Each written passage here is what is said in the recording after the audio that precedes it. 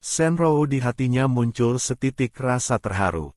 Hu Sanjun berusaha menghalangi semua masalah di luar, memberinya ruang bebas.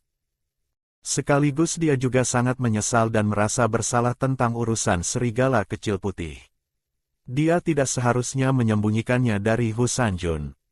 Tanpa ragu, dia menceritakan sekali lagi bertemu serigala kecil putih. Sekaligus memberitahu detail kondisi menyedihkan ras serigala. Urusan memberi buah suci juga tidak disembunyikan. Dia kira Hu Sanjun akan marah. Tidak disangka yang paling dia pedulikan adalah, Rou tidak akan memilih tinggal di samping serigala putih kan. Shenrou baru merespons maksudnya. Bagaimana mungkin, kita sudah punya 3 anak. Kau adalah suamiku satu-satunya. Bagaimana mungkin aku tinggalkan kamu dan anak-anak memilih pergi? Hu Sanjun tersenyum senang, menunjukkan 2 taring macan, selama kau tidak pergi, tidak peduli kau lakukan apa. Rou, janji padaku tidak akan pernah meninggalkan, ya. Shenrou mengangguk, aku jamin tidak akan pernah meninggalkan Sanjun dan bayi-bayi. Lalu nanti aku boleh mengirim makanan untuk ras serigala putih. Hu Sanjun mengangguk mantap, daging aku yang atur. Jangan biarkan tetua dan mereka tahu. Untuk buah suci, itu punyamu. Kau mau beri siapa adalah kebebasanmu. Hanya saja jangan biarkan ras serigala memberitahu keluar, mendatangkan masalah untuk Rou. Keesokan harinya, Hu Sanjun membawa Shenrou melihat ras banteng liar membajak tanah. Pemandangan itu benar-benar mengejutkan sekaligus lucu. Dia sekali lagi menyaksikan kecepatan ras binatang. Ras kelinci 3 hari membersihkan 3.000 mu tanah. Ras banteng liar juga 3 hari selesai membajak 3.000 mu. Selanjutnya adalah menyemai. Shenrou dan Lu Lingbai berunding, dari 3.000 mu tanah, setengahnya menanam rumput, yaitu rumput pakan yang biasa ditanam ras rusa. Bagus ditanam sekali, 1 tahun bisa panen berkali-kali. Setengahnya lagi baru menanam benih yang dia bawa. Di antaranya tomat, kentang, kedelai adalah yang utama. Ada juga berbagai jenis kacang-kacangan dan sayuran, dikumpulkan saat dia dan Hu Sanjun jalan-jalan di hutan. Dengan ras banteng liar, ras kelinci, ras rusa spiritual bekerja bersama, ditambah suku macan mengagetkan 4 penjuru sehingga ras binatang lain tidak berani datang mengganggu, hanya butuh 3 hari, 3.000 mu tanah selesai ditanami. Shenrou melihat deretan kecambah hijau kecil itu, sangat senang. Gen bertani anak perempuan Tiongkok di tulang sumsum terbangun, tidak tahan melihat tanah terbengkalai. Saat Hu Sanjun tidak ada waktu, Hong membawa Shenrou datang. Masih ada 2 macan jantan mengikuti. Entah Hu Sanjun bilang apa pada Hong, pokoknya begitu sampai di area lahan pertanian, Hong tidak sekalipun meninggalkan Shenrou, masih berwajah galak, sampai membuat ras kelinci dan ras rusa yang ingin bicara dengan Shenrou harus hati-hati memperhatikan raut wajah Hong. Shenrou tidak bisa berkata-kata pada Hong, kalau kau bosan, pergi bajak tanah. Aku di sini bisa ada bahaya apa? Tidak perlu begini mengikutiku.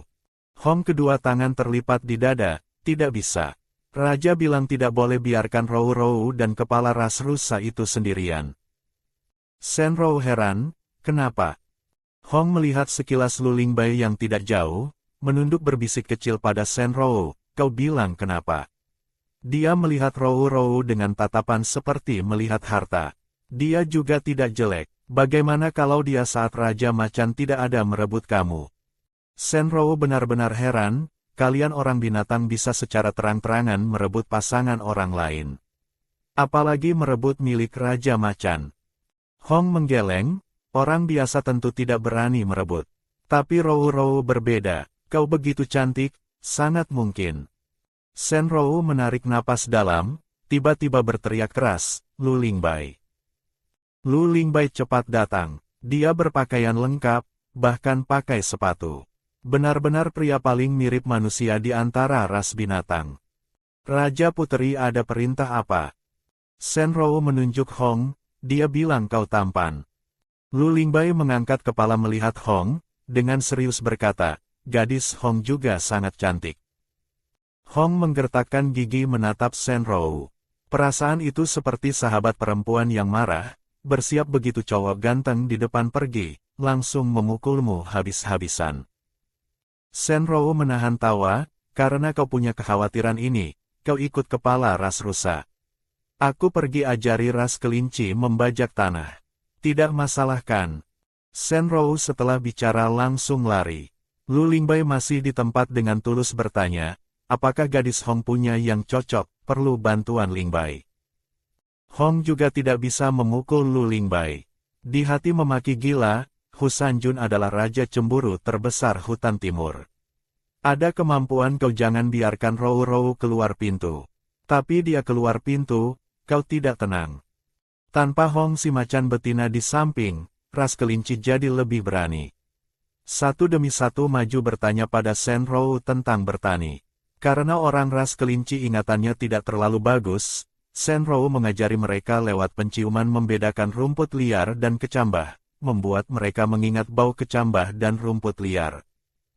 Mengajari lama, ingin melihat bagaimana Hong dan Lu Lingbai, melihat Hong berubah wujud jadi macan merah, mengagetkan sekelompok orang kelinci sampai sujud di tanah. Raja Puteri cepat, satu raungan macan terdengar. Senrou hati terkejut, berlari naik ke punggung Hong, cepat bertanya, ada apa? Hong sambil berlari sambil berkata, Raja Macan Utara datang. Lu Lingbai tentu juga menyadari suku macan ada urusan.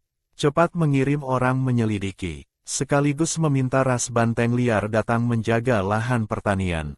Ini lahan yang dipentingkan Raja Puteri, juga kerjasamanya dengan Raja Puteri. Sama sekali tidak boleh ada kesalahan. Kalau tidak, membuat Raja Puteri kecewa, dia tidak datang lagi bagaimana. Keberadaan yang begitu indah, bahkan kalau setiap hari bisa melihatnya sekilas, dia juga senang. Senrou kembali ke wilayah, melihat tetua macan menggendong Hua-Hua dan Tian-Tian. Sedangkan Yuan-Yuan diangkat oleh seorang pria binatang macan yang sangat tinggi. Senrou menebak, pria tinggi besar itu adalah Raja Macan Utara. Seketika itu otaknya seperti meledak, 1000 macam pikiran muncul. Hu Sanjun mana? Jangan-jangan dipukul mati. Senrou mengangkat rok, rambut panjang terbang di angin. Di antara kedipan mata, marah sampai mata merah. Tidak peduli, maju di depan banyak pria binatang macan, mengangkat tangan memberi satu tamparan pada Raja Macan Utara, merebut Yuan-Yuan, marah berkata, kau mau apa pada anakku? Raja Macan Utara tatapan agak bengong. Tapi jatuh di wajah Senrou berubah jadi kagum, tidak disangka masih ada ras air yang begini berani. Dan begitu cantik. Senrou menatapnya tajam, aku adalah pasangan Hu Sanjun, ibu kandung anak-anaknya. Aku tanya kau mau apa pada anakku? Tetua macan baru bereaksi, cepat berkata, Raja Puteri salah paham. Raja Macan Utara tidak bermaksud menyakiti pangeran kecil. Senrou tidak percaya, Yuan-Yuan menangis begitu sedih, tetua tidak dengar. Kau lihat, dia ketakutan sampai tidak berani berubah kembali wujud manusia. Dulu Yuan-Yuan selama dipeluk ibu langsung berubah jadi wujud manusia. Sekarang dia diangkat, bulunya semua berdiri. Pada Raja Macan Utara menggertakkan gigi. Untung Hu Sanjun cepat kembali. Senrou baru tidak mengamuk. Melihat anak sendiri dibuli, bahkan kalau Senrou bukan macan betina, juga akan jadi lebih mengerikan dari macan betina. Senrou mengambil kembali Hua-Hua dan Tian-Tian dari pelukan tetua. Hua-Hua dan Tian-Tian mungkin karena dalam pelukan ibu punya rasa aman, 3 anak macan kecil mengeong 2 kali, begitu saja di depan umum berubah kembali jadi penampilan bayi manusia. Beberapa pria binatang macan utara itu kaget sampai mata macan terbuka lebar, mulut menganga, benar-benar wujud manusia. Anak macan sekecil ini sudah bisa berubah wujud manusia. Tetua macan dengan bangga berkata, sejak lahir sudah wujud manusia. Kau dengan batu penguji juga sudah periksa, memastikan ketiga anak adalah anak raja kami. Sekarang tidak ada yang bisa dikatakan lagi kan? Senrou baru melihat di tangan Raja Macan Utara menggenggam sebuah batu, masih terus berkelap-kelip dengan cahaya emas pucat. Tadi dia sepertinya meletakkan batu ini di atas kepala Yuan Yuan. Raja Macan Utara melangkah maju bertanya Shenrou, kau benar-benar ras air. Tidak pernah ada ras air yang bisa melahirkan anak macan. Hu Sanjun selangkah menghalangi di depan Shenrou, marah berkata, Raja Macan Utara, jauh dari pasanganku.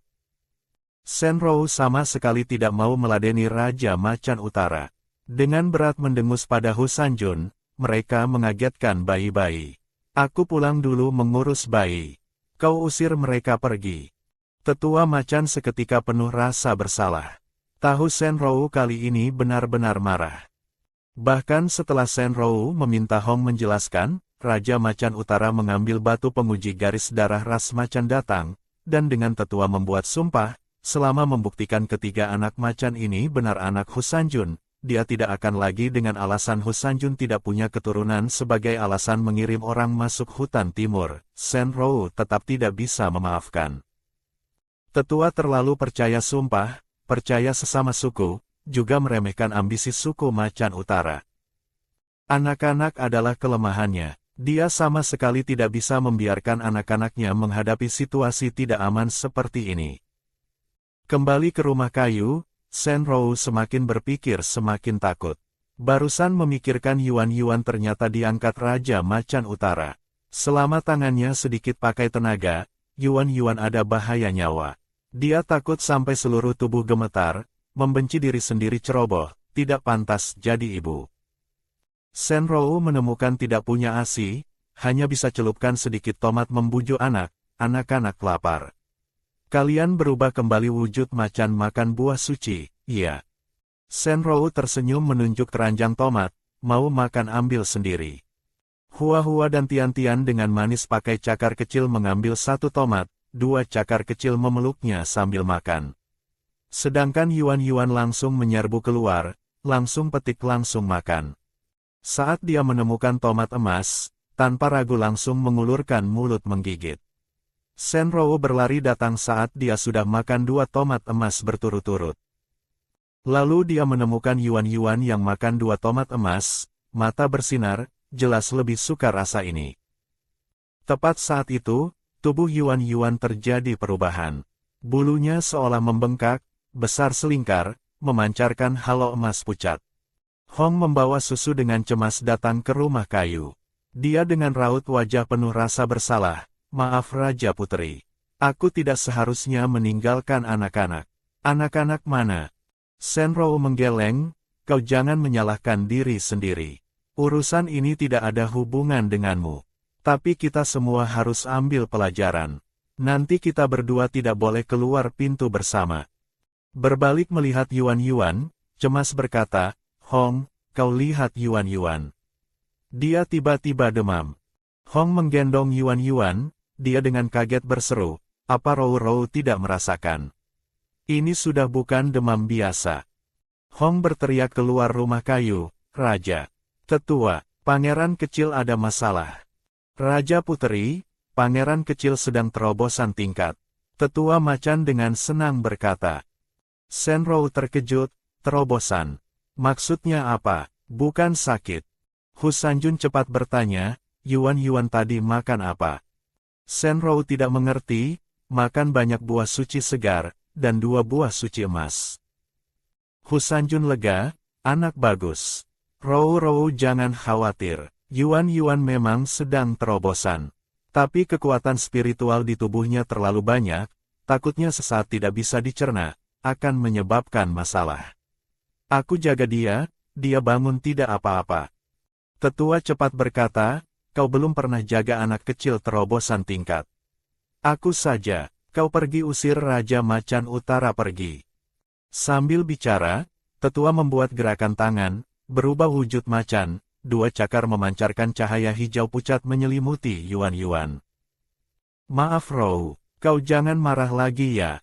Tetua nanti tidak akan lagi seceroboh ini. Dia bertanya, bagaimana aku dengar maksud kau dan tetua? Raja Macan Utara kali ini bukan datang cari masalah. Hu Sanjun mengangguk, di perbatasan hutan utara muncul jejak ras setengah binatang. Sudah banyak ras binatang yang diculik. Suku macan utara orang tidak banyak. Serigala Han juga tidak pernah kembali. Dia baru berpikir dari hutan timur meminjam orang. Lalu kita pinjamkan. Hu Sanjun dengan tegas berkata, aku satu pun tidak akan pinjamkan. Meminjamkan pada mereka sama dengan kirim mati. Shen Rou mendukung, cukup tidak tahu malu. Tidak lama lalu masih mau merebut hutan timur. Sekarang sendiri ketemu masalah, pakai perintah ras macan memaksa kalian untuknya menjual nyawa. Hu Sanjun mendengus, perintah ras macan mana ada nyawa penjaga macan penting. Aku tidak peduli. Hong dan Shen Rou bersama menjaga Hua-Hua dan Tian-Tian. Shen Rou sesekali melihat keluar. Raja Macan Utara berubah wujud jadi macan besar berwarna oranye dengan corak hitam. Hu Sanjun berubah wujud jadi macan emas dengan corak putih. Dua macan mengaum, berkelahi menjadi satu. Dia khawatir bertanya Hong, kenapa berkelahi? Sanjun tidak akan kenapa-kenapakan. Hong sama sekali tidak khawatir, ini kan di hutan timur kami. Raja Macan tentu tidak akan kenapa-kenapa. Tidak berkelahi, mereka tidak akan pergi. Rou tenang. Raja Macan selama ini bilang dia terobosan tingkat tinggal satu peluang terobosan. Siapa tahu setelah selesai berkelahi, bisa terobosan. Shen Rou tidak mengerti kultivasi suku macan. Sekaligus merasa orang binatang ini begitu santai. Dua Raja Macan sedang berkelahi, anak buah semua di samping menonton keramaian. Sambil bicara, mereka berdua berkelahi keluar dari wilayah suku macan. Shen Rou kali ini makin khawatir, mengkhawatirkan anak, mengkhawatirkan suami. Harus cepat bangun kastil, terlalu tidak ada rasa aman. Tetua macan tangan memancarkan cahaya hijau pucat menyelimuti Yuan-Yuan. Hanya dalam waktu singkat setengah hari, tetua menua banyak. Kelopak mata juga turun, kerutan di wajah bertambah. Meski dia marah tetua, tapi melihat dia tanpa sisa untuk Yuan-Yuan, juga terharu. Dia meletakkan beberapa tomat di samping tetua macan. Kalau ada kebutuhan, dia bisa makan. Shen Rou khawatir Hua-Hua dan Tian-Tian yang juga makan banyak tomat akan demam. Dia setengah tidur setengah bangun masuk mimpi bayi telur. Kali terakhir datang, 3 telur kecil semua sedang tidur pulas, tidak sempat bicara. Kali ini begitu dia masuk, langsung mendengar kakak bilang, Ibu, apa kau ada masalah? Kami merasakan kau gelisah, sangat was-was. Kedua adik perempuan juga bilang, Ibu jangan takut. Kalau kami sudah keluar dari cangkang pasti bisa bantu Ibu, tidak biarkan Ibu khawatir. Shen Rou sangat terharu. Untuk pertama kalinya dia tahu emosinya bisa menular ke bayi-bayi telur. Sepertinya nanti harus mengontrol emosi, hanya kabarkan yang baik tidak kabarkan yang buruk. Telur-telur kecil sedang dalam masa pertumbuhan, tidak boleh biarkan mereka khawatir untuk diri sendiri. Ibu tidak apa-apa, hanya mengalami sedikit masalah kecil. Kalian tenang. Kakak laki-laki dengan nada serius berkata, apa suami ibu tidak melindungi ibu? Suaranya membawa kemarahan. Shen Rou merasa kalau dia mengeluh 2 kalimat tentang Hu Sanjun, setelah kakak keluar dari cangkang nanti, bisa bertarung nyawa dengan Hu Sanjun. Dia cepat tertawa, bukan begitu. Adik kalian akan terobosan tingkat, terus tidur tidak bangun. Ibu sangat khawatir. Ketiga telur kecil baru lega. Mereka juga tidak mengerti terobosan, tapi tahu ini hal baik.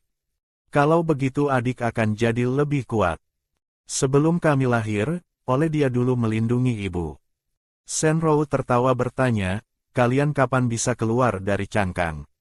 Ketiga telur kecil seketika diam. Dengan nada sedih berkata, kami juga tidak tahu. Tubuh ayah semakin tidak bagus. Kalau bukan karena ada ibu mengirim buah suci, kami mungkin tidak akan pernah bisa keluar dari cangkang. Shen Rou seketika cemas, selain mengirim buah suci, ibu bisa bagaimana lagi membantu kalian?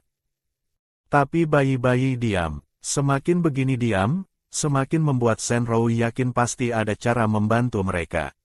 Mendengar nada bicara mereka, kalau ayah yang mengerami mereka mati, mereka juga akan ikut tidak bisa lahir selamanya.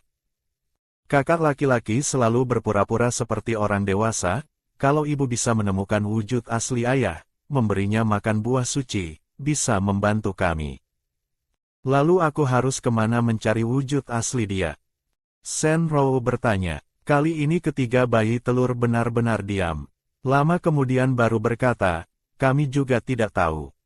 Senrou hati tenggelam, tapi tetap menghibur ketiga telur, kalian tenang. Ibu akan bertanya kemanapun. Kalau menemukan wujud asli ayah kalian, pasti akan memberinya makan banyak, banyak sekali buah suci. Adik bungsu dengan senang berkata, terima kasih ibu. Tapi ibu pasti jangan memaksa diri. Sekarang ibu harus mengurus adik-adik. Juga harus mengurus diri sendiri baik-baik. Adik kedua dengan hangat mengingatkan, saat ibu sedih dan susah hati, aku juga bisa merasakan. Senrou hatinya mencair. Baik, kalian juga harus berusaha makan buah suci. Pasti harus keluar dari cangkang. Ibu tunggu kalian. Cangkang berkelap-kelip dengan cahaya. Ketiga bayi telur merasakan kehangatan yang diberikan ibu. Saat dia bangun dari mimpi, melihat seekor macan jatuh di cabang pohon, dari jendela melihat ke dalam. Hu Sanjun kembali. Dia cepat ke arah cabang pohon melambaikan tangan. Bayangan Hu Sanjun di pohon sekali lompat, saat sampai di luar gua sudah berubah kembali wujud manusia. Tapi kondisinya sangat menyedihkan, dari kepala sampai kaki semua luka. Senrou kaget turun dari tempat tidur, kau kenapa terluka seberat ini? Cepat, aku bantu kau obati. Rou, aku sangat senang. Aku menang melawannya. Saat aku belum dewasa, bajingan itu selalu mengandalkan lebih tua dan kuat membuli suku kami. Kali ini aku akhirnya menang melawannya. Dia kalau berani datang lagi ke hutan timur, datang sekali aku pukul sekali. Senrou cepat berkata, baik. Aku tahu Sanjun paling hebat. Tapi sekarang kau perlu obati luka. Hong berlari datang, melihat lalu kaget senang berkata, Raja terobosan. Pada Rou berkata, tidak apa-apa. Luka kecil ini akan cepat sembuh. Senrou tidak bisa berkata-kata, kalian benar-benar macan. Luka seberat ini bisa diabaikan. Saat itu, seutas sinar matahari emas naik dari puncak gunung, menerangi wilayah suku macan, juga menerangi tubuh Hu Sanjun. Dia tiba-tiba berubah wujud jadi macan, pada seluruh lembah mengaum. Lalu para penjaga macan semua keluar melihat, raja berhasil terobosan. Bersorak. Raungan macan beruntun membuat seluruh hutan gemetar. Burung tak terhitung terbang kaget, ratusan binatang ketakutan.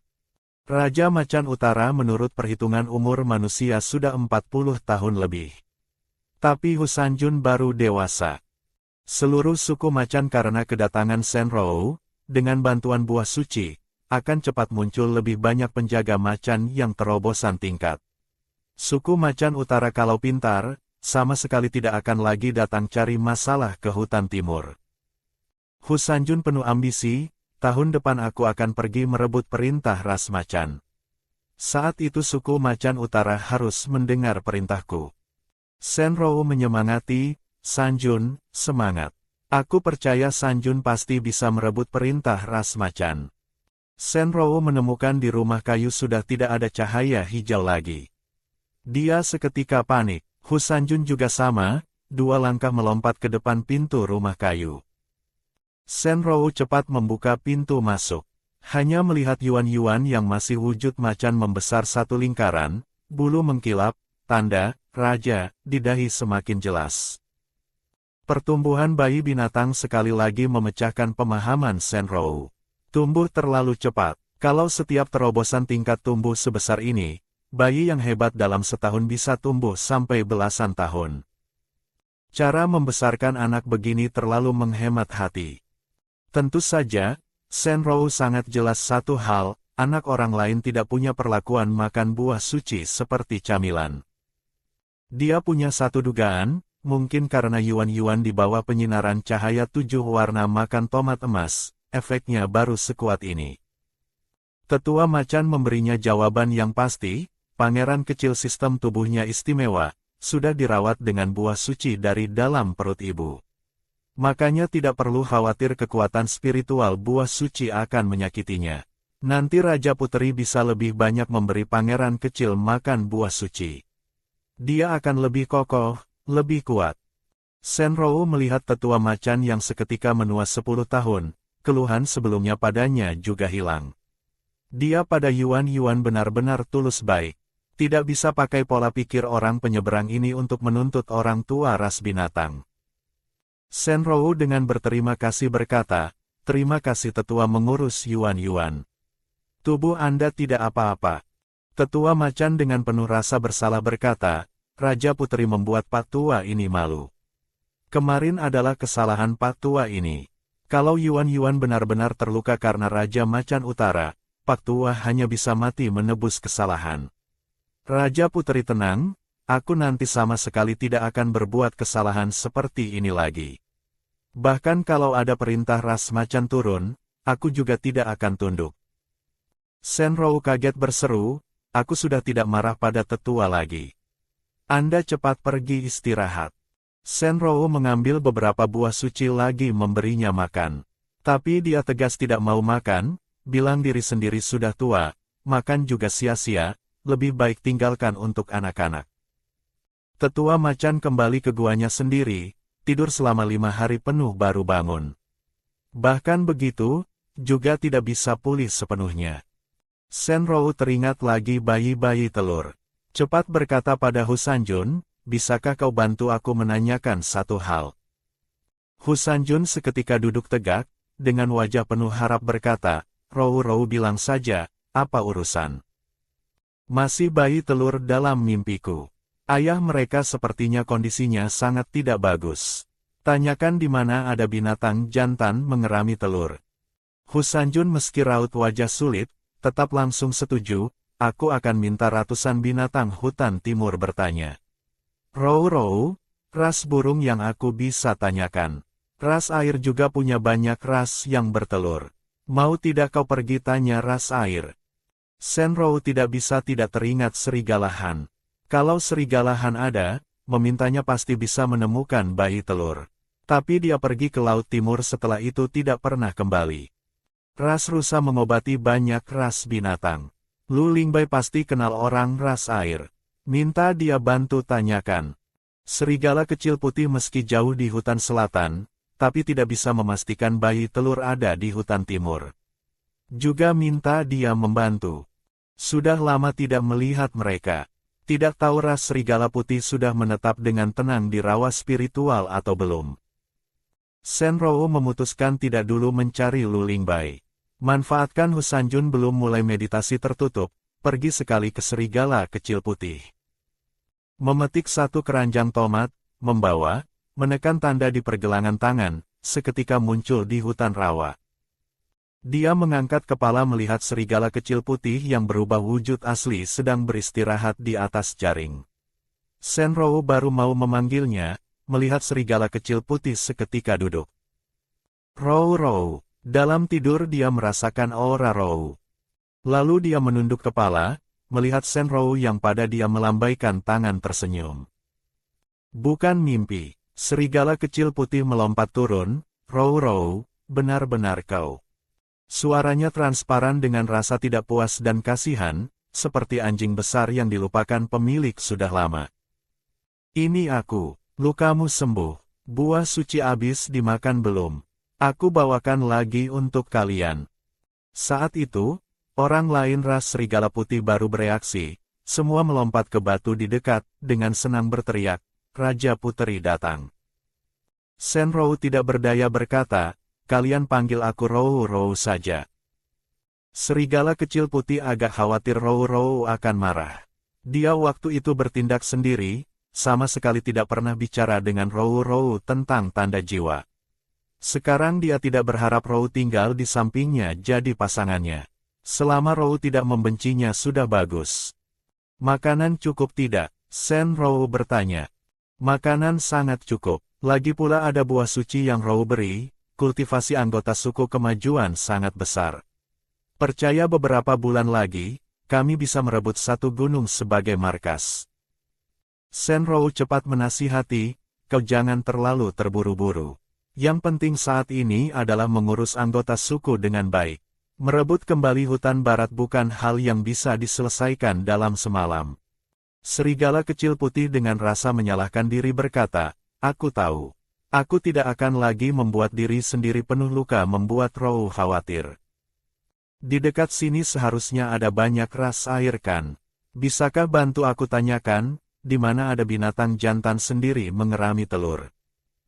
Serigala kecil putih berkata, tidak jauh dari rawa ada satu sungai. Mau tidak kita sekarang pergi tanyakan?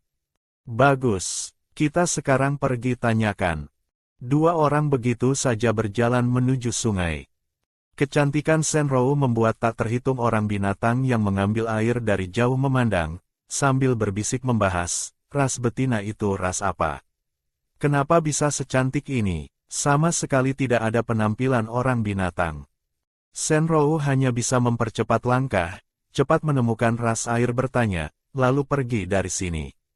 Dia tidak mau namanya menyebar ke seluruh hutan selatan. Saat itu, dia merasakan di dalam air ada sesuatu yang bergolak. Cepat berhenti, pada permukaan air berteriak, ada teman ras air. Aku ingin menanyakan sesuatu. Permukaan air saat itu meledak. Gerakannya terlalu besar, ras binatang kecil di kedua tepi langsung angkat kaki lari. Beberapa ras air adalah pemakan orang. Mereka mengambil air di sungai harus hati-hati menghindari ras air yang kuat. Dengan suara, biur, dari air muncul seekor ikan biru raksasa. Ikan biru itu di udara melihat Senrou, mata ikan mati seketika bersinar. Berubah wujud jadi seorang pemuda, hanya telinganya masih sirip ikan, di dahi ada sisik ikan, kulit berwarna biru, memakai jubah panjang basah air. Sejujurnya, penampilan ini agak menjijikkan. Dibandingkan ras air yang Senrou lihat di Gua Serigala Han, jauh lebih jelek. Serigala kecil putih berubah wujud serigala, satu raungan serigala, menggertakkan gigi, melindungi Senrou di belakang. Senrou tidak ingin cari masalah, cepat berkata, aku ingin bertanya padamu. Apa kau pernah mendengar di dekat sini ada binatang jantan sedang mengerami telur? Ada 3 butir telur, kondisi binatang jantan sangat tidak bagus. Monster ikan biru dengan raut wajah terpahami, ternyata kau datang mencari mereka. Benar, tepat di dekat guaku. Seekor beruang, istrinya direbut sesama ras yang lebih kuat.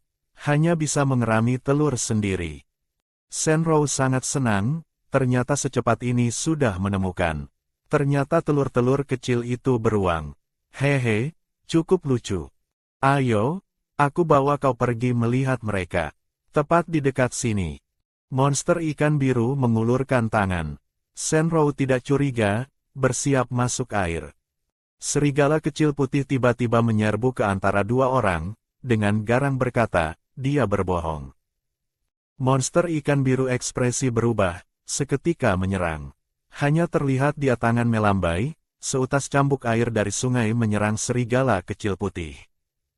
Monster ikan biru melihat Senrou dengan senang, tidak disangka kau sendiri datang ke pintu. Ini lihat aku Raja Hangun. Kalau begitu, aku biarkan kau jadi pasangan ke-112ku. Kalau bisa melahirkan anak, aku biarkan kau hidup. Senrou sangat marah. Dia ternyata berbohong. Dia sendiri bodoh sampai percaya. Mengapung di permukaan air, pada serigala kecil putih tersenyum, tenang. Kau lupa aku juga ras air. Dia diberi makan butir inti oleh serigala Han, punya kekuatan mengendalikan air. Masih kemampuan satu ras dengan serigala Han. Saat ini butir inti serigala Han mulai beroperasi, dengan gila menyerap kekuatan air. Ras betina cantik menghilang, yang muncul di depan mata adalah naga raksasa terbuat dari air yang menjulang tinggi, dengan tanduk bercabang, sisik berkilauan. Di bawah tekanan aura makhluk kuat, monster ikan biru tidak punya lagi sikap sombong. Justru berlutut mengetuk kepala meminta maaf, hanya memohon biarkan dia hidup. Dalam pandangan Senrou, hanya butir intinya dengan gila mengendalikan air, jadi sangat mudah. Senrou tangan melambai, monster ikan biru langsung dilempar ke daratan. Dia berubah wujud asli, seekor ikan biru sepanjang puluhan meter. Senrou dengan marah bertanya ikan biru, apa di sungai ini ada binatang jantan mengerami telur? Tidak ada, adalah aku yang berbohong pada Anda. Sungai ini serta area air radius ratusan li semuanya tidak ada binatang jantan mengerami telur. Senrou meski sangat kecewa, tapi juga tahu telur kecil tidak begitu mudah dicari. Lebih marah pada diri sendiri tadi hampir ditipu. Serigala kecil putih, kita pergi.